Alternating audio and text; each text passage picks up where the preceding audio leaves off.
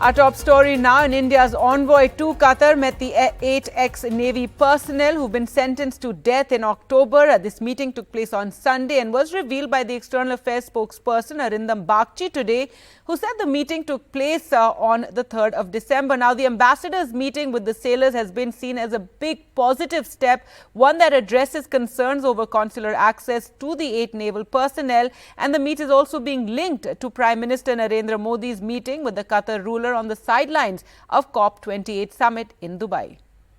Prime Minister met the Emir of Qatar in Dubai on the sidelines of COP28. I think he put out a tweet.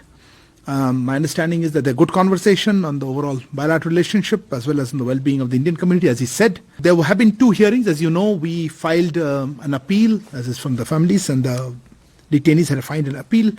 2 hearings have since been held. Meanwhile, our ambassador got consular access to meet all 8 of, in prison on 3rd of December. And as I said, this is a sensitive issue, but we will continue to follow, and whatever we can share, we will do so. Well, let's go across to NDTV's Kadamni now for more. And Kadamni, that's a hugely, positive development that finally India got consular access to these 8 men.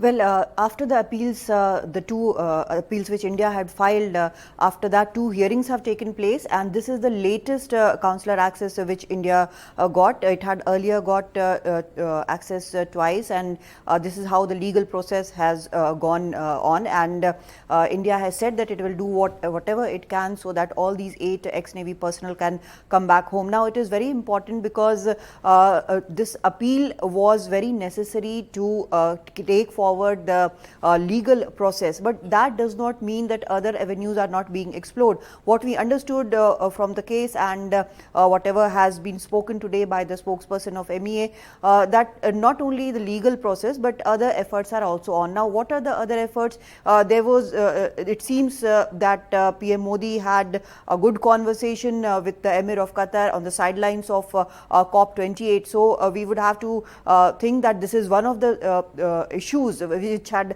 shocked all of us, because 8 ex-Navy personnel were sentenced to death at the court of first instance in Qatar, and since then the effort has been on to do everything to bring them back home.